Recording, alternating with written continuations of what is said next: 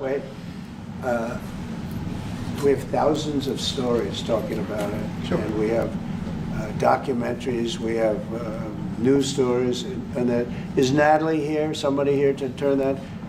I could show you a couple of things, and I have to, it has to be responded to. Yeah, sure. Let me see the articles, please, if you would, and turn the lights down, and just put this on, it's right behind you, Johan. There's nothing this parliament can do. With or without you, people are going to occupy land.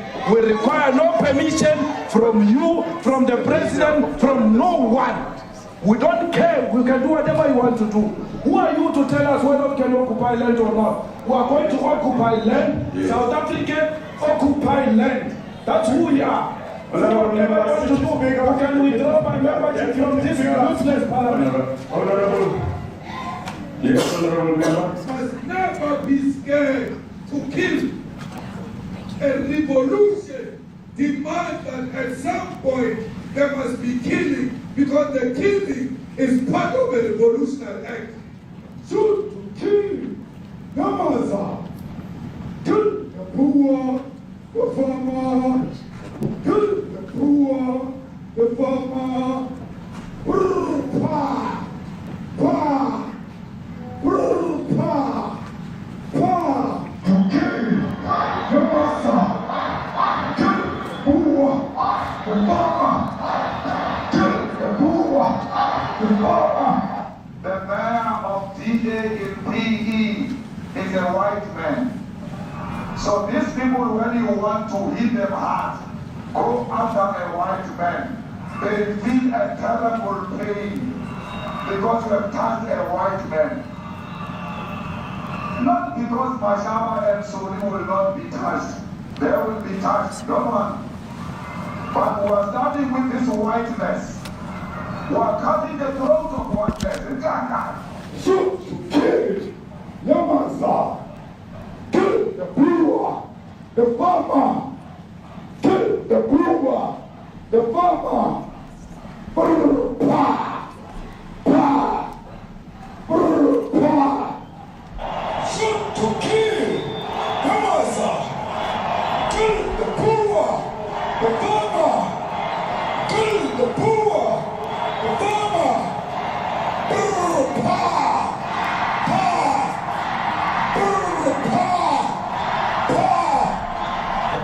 I don't know what's going to happen in the future. I'm saying to you, was not called for the killing of white people, at least for now. I can't guarantee the future. Yeah, but, I mean, you'd understand somebody watching that, especially as it gets shared on Twitter. They freak out. It sounds like a genocidal. I can't take it.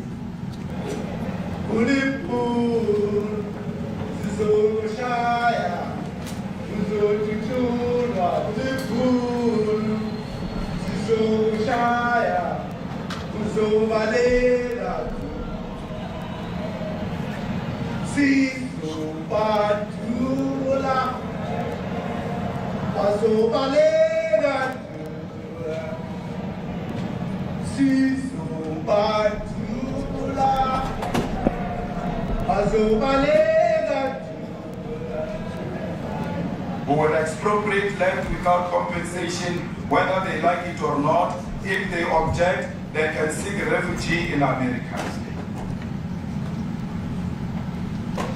Now this is very bad. These are burial sites right here.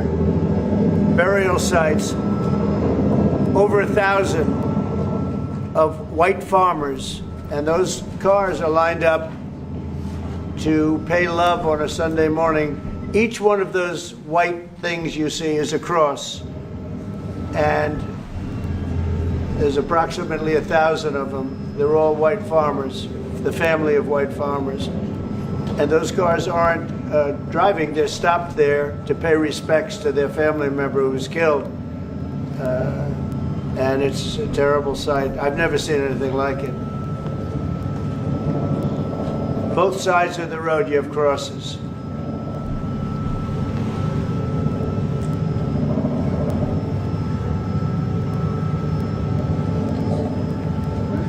Those people were all killed they told you where that is, Mr. President? No, I'd like to know where that is, because this I've never seen. But, okay. I mean, it's in South Africa. That's where. We need to find out.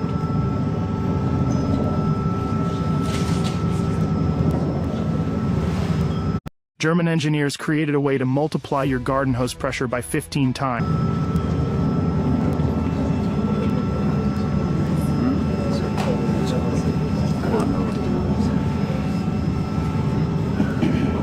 Those people.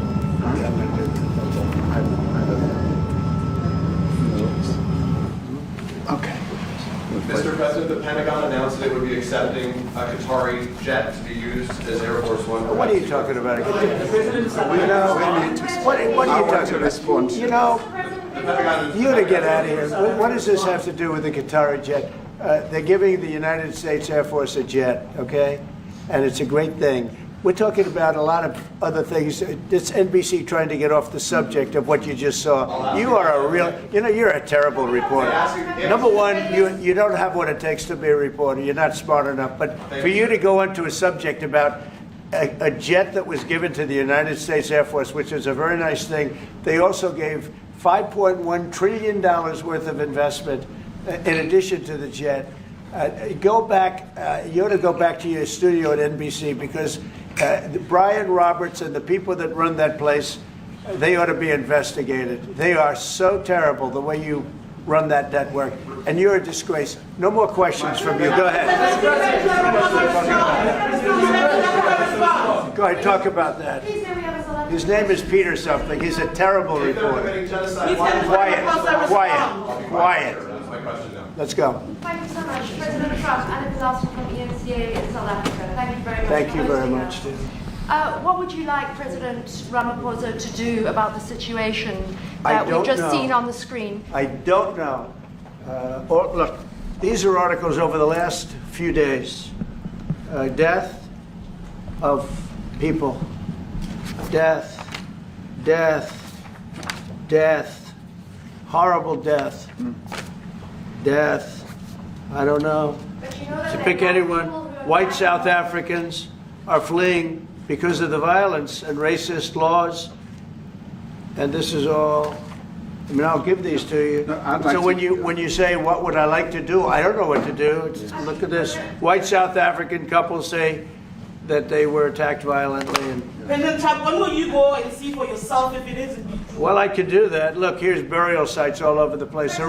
These are all white farmers that are being buried. And he asks about a jet that was given. You ought to be ashamed of yourself. You know, you are so bad. You're such a bad reporter. President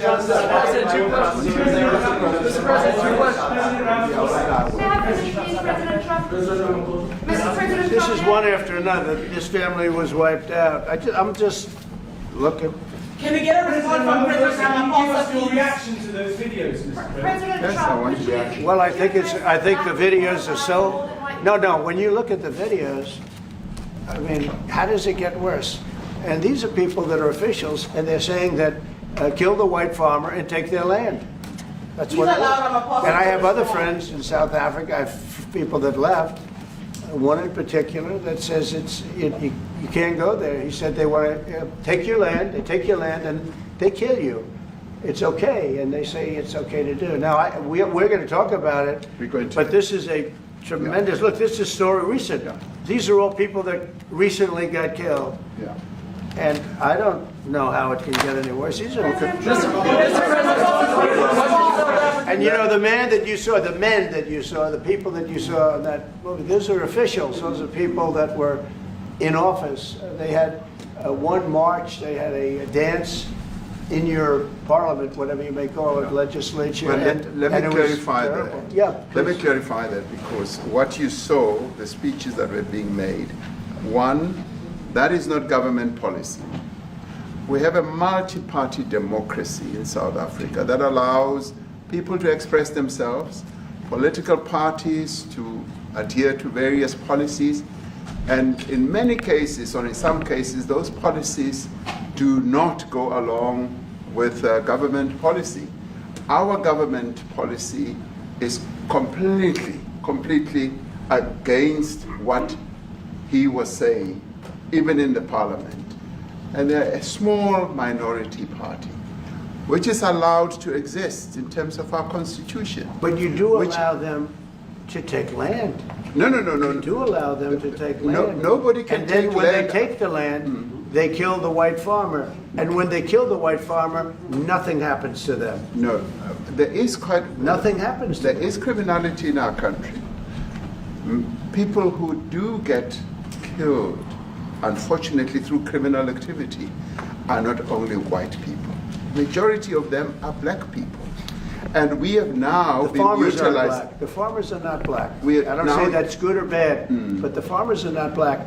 And the people that are being killed in large numbers, and you saw all those grave sites, and those are people that loved ones going, I guess on a Sunday morning, they told me, to pay respect to their loved ones that were killed.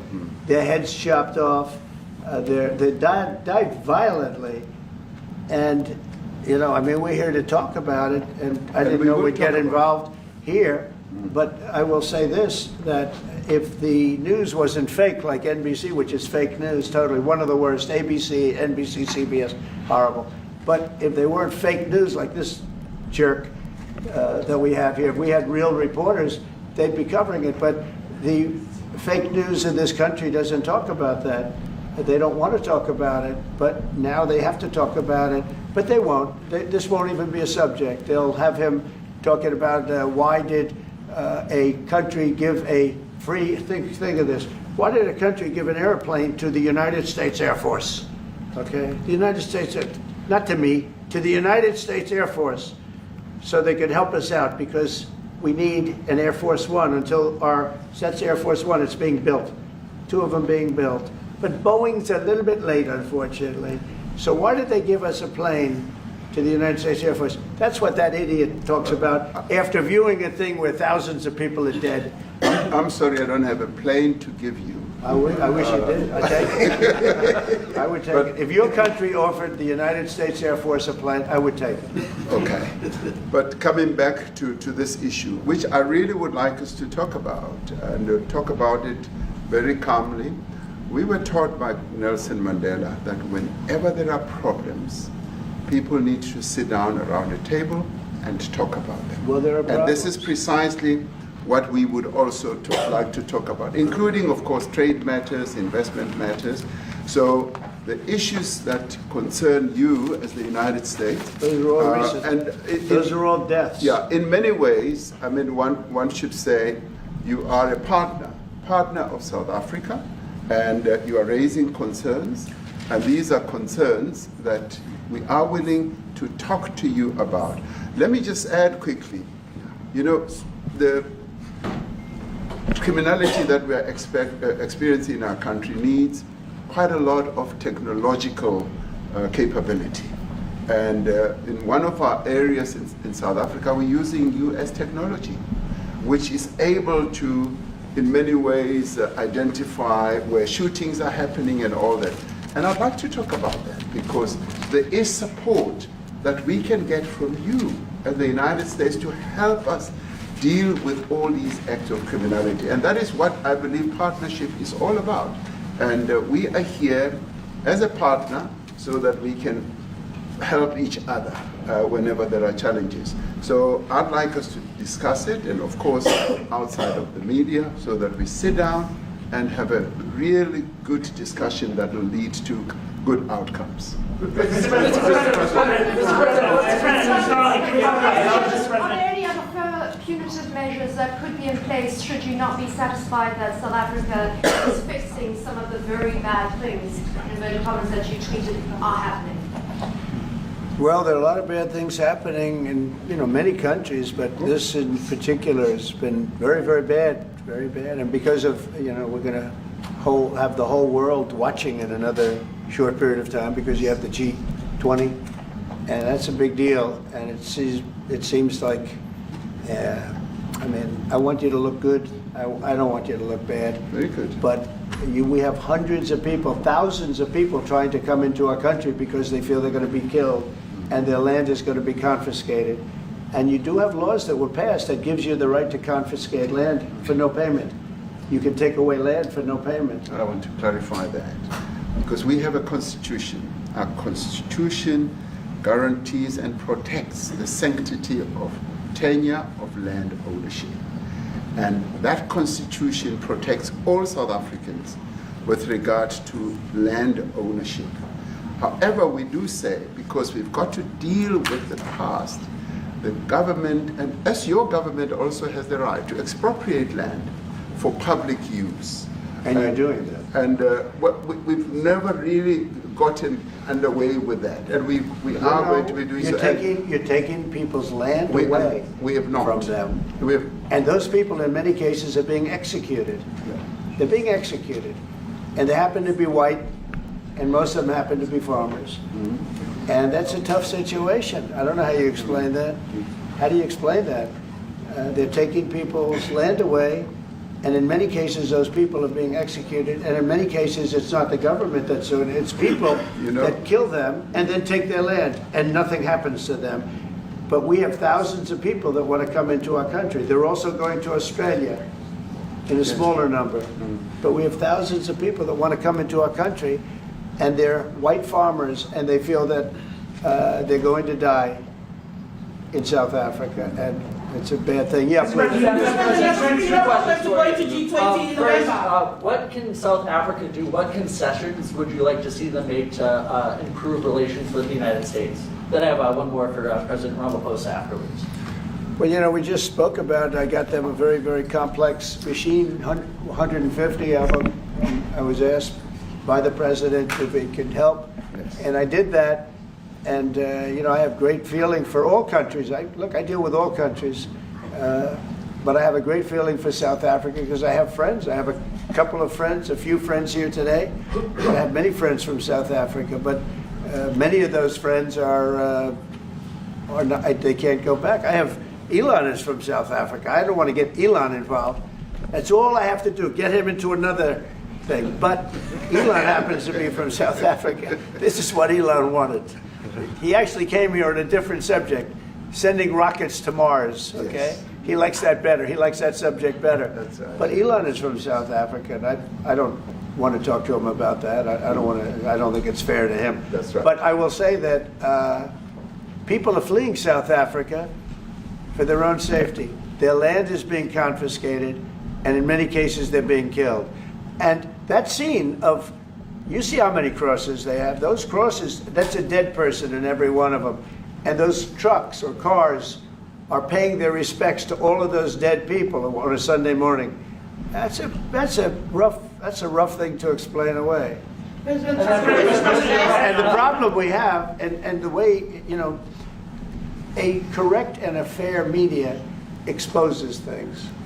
But we have a very corrupt media. They won't even report this. If this were the other way around, it would be the biggest story. Now, I will say apartheid, terrible. That was the biggest story. That was reported all the time. This is sort of the opposite of apartheid. What's happening now is never reported. Nobody knows about it. All we know is we're being inundated with people, with white farmers from South Africa. And it's a big problem. Marco Rubio was telling me he's never seen anything like it. The numbers of people that want to leave South Africa because they feel they're going to be dead very soon. Yes, please. I was going to say, Brian, go. If I could just ask you a question. 72% of farmers in your country are white. If they flee, do you feel that maybe the economy could collapse? You may not have a gap to fill in those people that need to replace those farmers. You know, I'd like my Minister of Agriculture, who is white, who comes from an opposition party to mine, who's joined my government at my invitation to address this very issue, including the question that you've just raised. John? Thank you very much, Mr. President. Yeah. Mr. President, thank you for welcoming us to the White House. I would say we have a rural safety problem in South Africa. I don't think anyone wants to candy coat that. And it requires a lot of effort to get on top of it. It's going to require more policing resources. It's going to require a different strategy to be able to deal with it. But certainly the majority of South Africa's commercial and smallholder farmers really do want to stay in South Africa and make it work. And I've just come from the largest agricultural show in the Southern Hemisphere with organized agriculture and farmers, and the majority of them want to stay. But they too there have a memorial to those who've died as a result of farm attacks. And as the Minister of Agriculture, it is something that I'm particularly exercised with my colleagues at police and my colleagues in the justice cluster to start making farm attacks and stock theft a priority crime. And it affects all farmers in South Africa, particularly stock theft. It has a disproportionate effect on smallholder black farmers. I also want to just say this, that the two individuals that are in that video that you've seen are both leaders of opposition minority parties in South Africa, Umkhonto weSizwe under Mr. Zuma and the economic freedom fighters under Mr. Malema. Now the reason that my party, the Democratic Alliance, have a look at the difference in traction. An opposition party for over 30 years, chose to join hands with Mr. Ramaphosa's party was precisely to keep those people out of power. We cannot have those people sitting in the union buildings making decisions. And that is why after 30 years of us exchanging barbs across the floor in Parliament and trying to get one over on each other, we've decided to join hands precisely to keep that lot out of government, because the day they get in to the doors of the union buildings in South Africa or control of our parliament, that's what you're going to see. And that is why this government, working together, needs the support of our allies around the world so that we can strengthen our hand, grow our economy, and shut the door forever on that rabble getting through the doors of the union buildings, because then South Africa's future would be... So you denounced that type of language in the video that you saw? Oh yes, we've always done so. As government, as my own party, we are completely opposed to that. We, in 1955, adopted a document which said South Africa belongs to all who live in it. But why wouldn't you arrest that man? That man said, kill the white farmers, kill the white farmers. And then he danced, and he's dancing, and it's kill the white farmers. I think, I'm not sure, but I think if somebody got up in Parliament and started saying kill a certain group of people, he would be arrested very quickly. That man is going all over South Africa, and that's not a small party. That was a stadium that holds 100,000 people, and I hardly saw an empty seat. That's a lot of people. That's a lot of representation. And those crosses, we have dead white people, dead white farmers, mostly. And you take a look at Australia, they're being inundated, and we're being inundated with people that want to get out. And their farm is valueless, it's valueless, and they just want to get out with their life.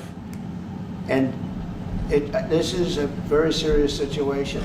And if we had a real news or real press or media, we don't have that, because they won't talk about this, because they're all guys like that idiot. But if we had a real press, it would be exposed. And you know, the beauty of exposing it is it's like a cleansing action. When it gets exposed, it'll get fixed. That's when it'll get fixed.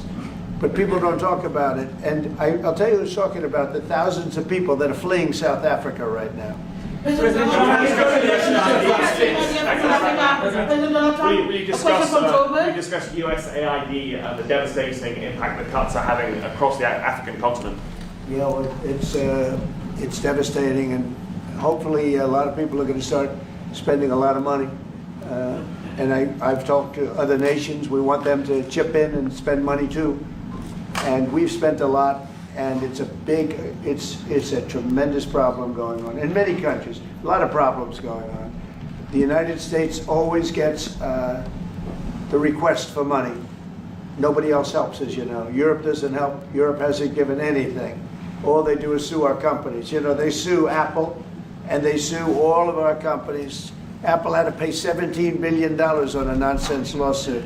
Very unfair. But we're going to always be there to help. The Afrikaner human rights to South African broadcasting. If this Afrikaner resettlement issue is resolved, you're going to go into a room after this, you guys are going to talk.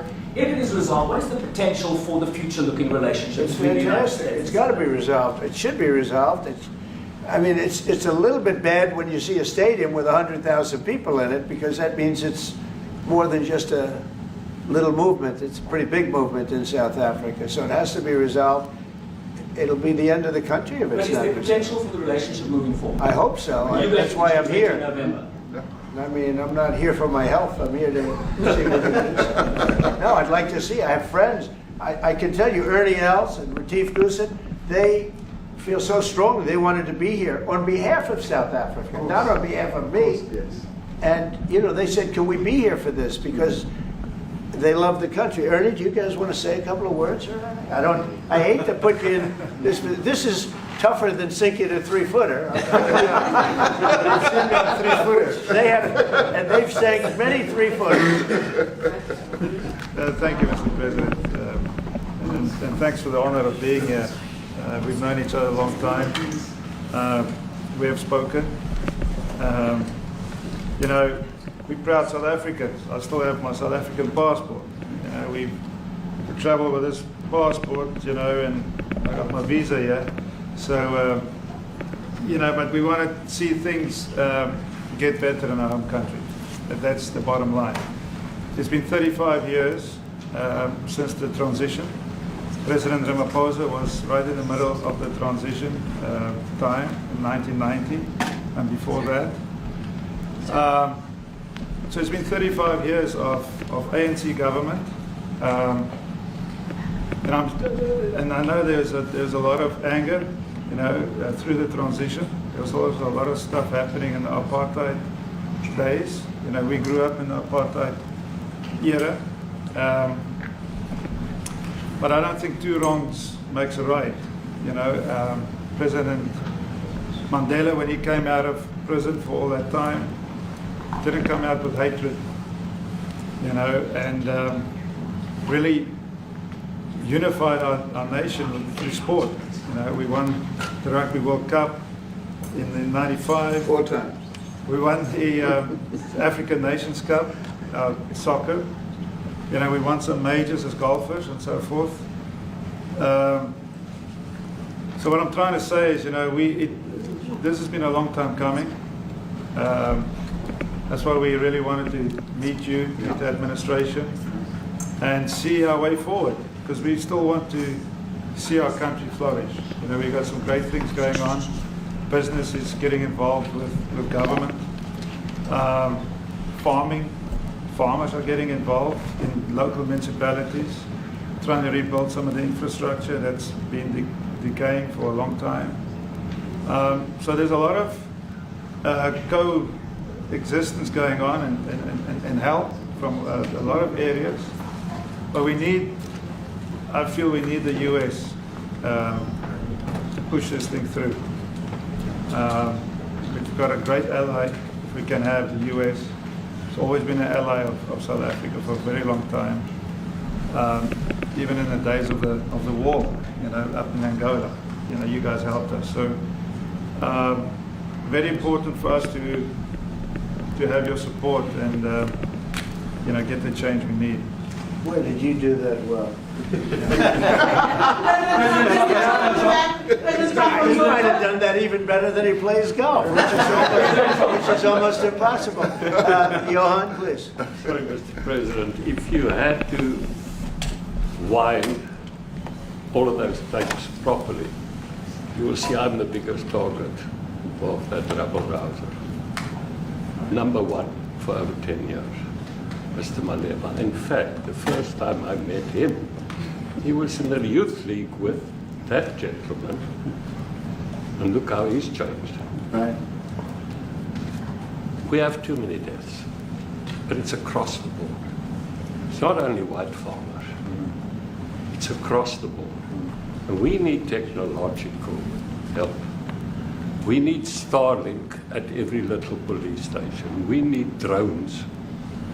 I actually got drones donated for the peace parks to stop elephant and rhino poaching. And his predecessor stopped the importation because he said the United States would spy on us. I mean, US basics, the ridicule. So if you can help us. Remember, sir, you and I lived in New York in the 70s. We never thought New York could be what it became. 2 commissioners, a tough mayor. We need your help to stop this awful killing. But it's across the board. Ernie's right now building a house in George. I'm building 3 cottages for my grandchildren on a farm outside Graaff-Reinet. I often go to bed without locking the door. And we have a serious problem with illegal aliens who stream across the border. And if you really look at our statistics, a lot of these murders, firstly it's unemployment and illegal aliens. And then I met Vice President Watts many years ago, the Charlie Rose show. My wife loved the book. And she reminded me this morning that you emphasized the devastation that occurs when big companies leave towns and cities, and there's a culture of dependency that develops. And I remember you discussing it. Now that's our problem. If we don't get our economy to grow, the culture of dependency and the lawlessness will increase. I've been against apartheid all my life, and I'm their #1 target. Please just Google my name and Malema. You'll see it, sir. He marched on the farm. But the crime is bad. The crime is terrible, sir, but Mr. Steenhuisen won't admit to it, but he runs the Western Cape, where I live. And the biggest murder rate is in the Cape Flats. Gangs. We've got gang warfare, like your M33, whatever these guys. We've got equivalents there, but we need your help, sir. And we need Elon technology. Well, one of the real areas of support is really in investments. We've got to grow our economy, because through growing the economy, we're then able to create more jobs. Because crime really thrives where there is inequality and unemployment. And that is one of the reasons that has brought us here, to improve our investment relations, our trade relations, so that we can preserve the number of jobs that your companies have created in South Africa. By virtue of what we export to you, we are able to create up to 500,000 jobs in the auto industry, in the agricultural industry, and a number of other industries, mining, where we export things to you. And we also know that as South African companies invest here, you are also able to create jobs. So it's a mutually beneficial relationship. So our main real reason for being here is to foster trade and investment, so that we are able to grow our economy with your support, and so that we are also able to address all these societal problems, because criminality thrives when people are unemployed, when they have no other hope to eke out a living. So that is what we need to resolve, and your support, your partnership with us is what is really going to give us a strong capability to move forward. President Retief, Trump at the back here. excuse me, do you have anything to say? I mean, I don't want to leave you out. You know, the guy won 3 or 4 majors. 3 or 4? No, only 2. 2. That's a lot. By the way, 2's a lot. A lot of tournaments you won too. Do you have anything to say? Yeah, thank you, Mr. President. President Ramaphosa. I grew up in an area in South Africa that is a farmland area, Polokwane. Yeah. And there is some issues up there. Obviously, my dad was a property developer as well as a part-time farmer. And yeah, some of these buddy farmers got killed. The farm is still going. My brothers run it. But it's a constant battle with farms they're trying to burn the farms down to chase you away. So it is a concern to try and make a living as a farmer, and at the end of the day, you know, without farmers, there's no food on the plate. So we need the farmers to produce the food. Farming, right? He wouldn't do it. He wouldn't even want to do what you're doing, right? They love farming. They don't want to leave. But it's a struggle. Yeah, and you know, food and fresh water is the most important thing in life. You know, without those 2 things, you can't survive. How is the water there? The water's great, obviously. All the water comes out of the borehole, out of ground for us down there. But yeah, it is a battle to get the water out sometimes when all the equipment gets stolen all the time that you're trying to get the So water does out. your family and your brother, do they feel safe on the farm? They live behind electric fences, you know, try and be at night safe. But it is constant whenever you leave that something could happen. And there's nowhere to live. You know, both of them has been attacked in their houses. My mom's been attacked in her house when she was 80. So it is difficult. But you know, the guys live a great life despite everything going on. Something. President Trump, I've brought along the president of the largest trade union in our country, Ziggy Solosi, because she leads many, many workers, more than 1 million, 2 million workers. And maybe we should give her a chance to say something because she's come all the way to join us.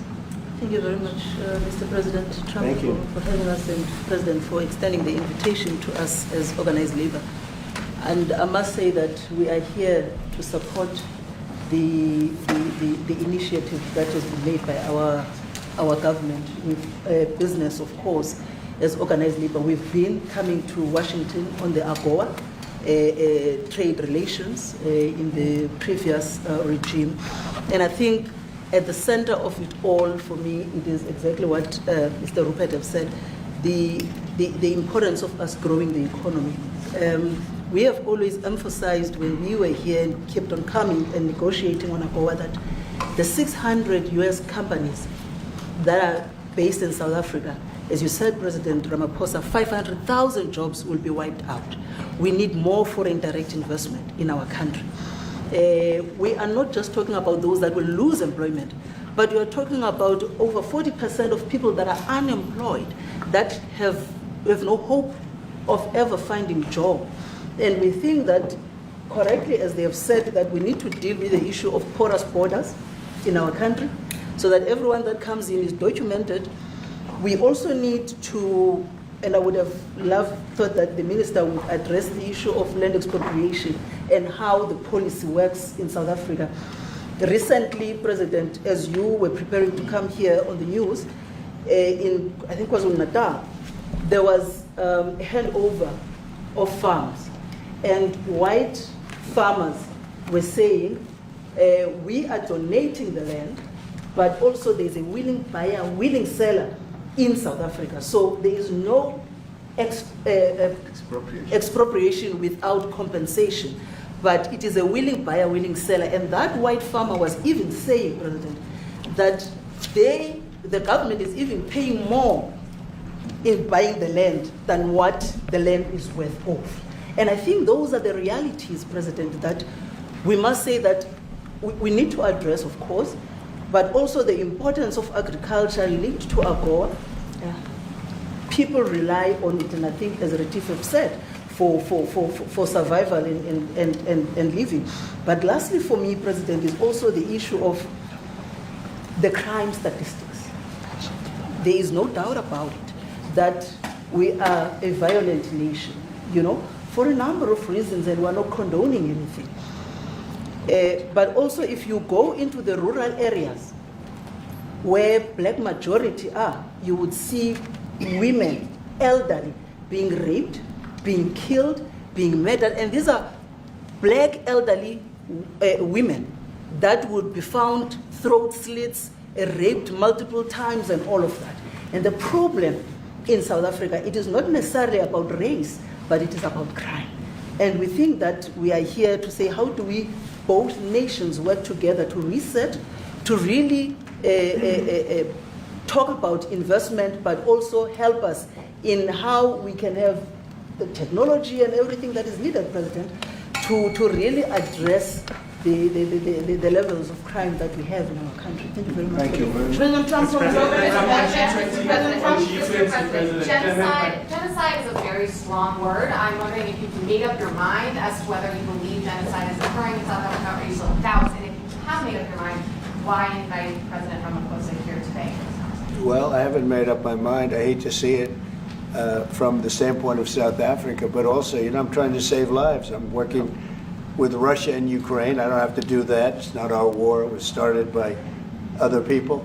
It was helped along by our past administration. It would have never happened if I were president, but I'm trying to save lives, no matter where. Rwanda, I have nothing to do with Rwanda and the Congo, but I felt I had a very talented person in this administration, and I sent him there, and he did an unbelievable job, I think. I mean, we're going to find out, but he's done the hardest part of the job. It should happen. If I can save lives, I want to save the lives. If it's in Africa, that's great. If it's in Europe, if it's wherever it may be. And it's a very small investment to do, believe me, compared to what the consequences are. So I hope we can do something. Look, I have so many friends. These two men, I have great admiration for them because I know what they do for a living. Yeah. And that's a very hard living.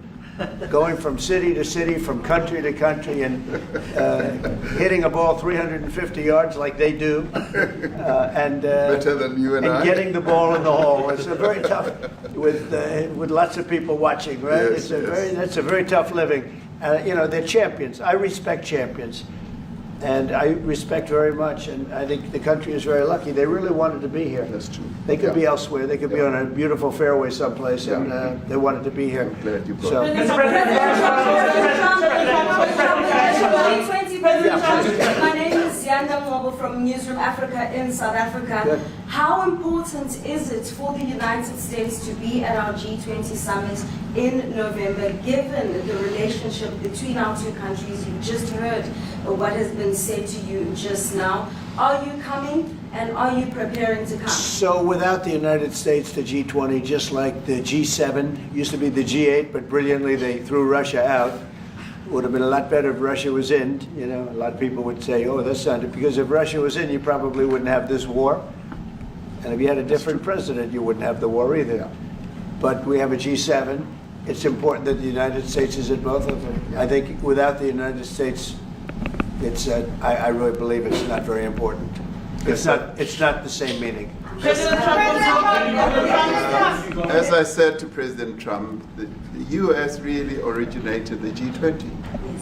And it's important that the United States continues to play a key role in the G20. And we are privileged to be the president of the G20, but we are even overjoyed that we are going to hand over to the United States, who are the originators.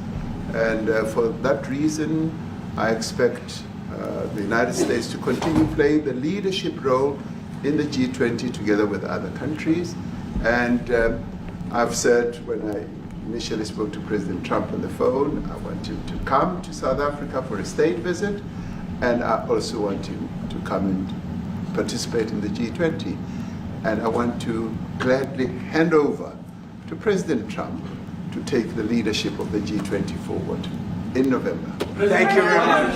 Thank you very much. Thank you. What is it going to take to convince you? They don't want to leave. They like you so much. How much do you need? Everybody, please keep moving. Thank you. Keep moving. Keep moving. Now. Keep going. Thank you. Thanks, guys. Thank you.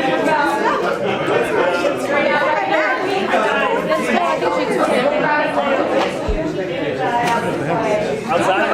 Oh, we didn't bring them in. Are you looking for the best savings on spectacles?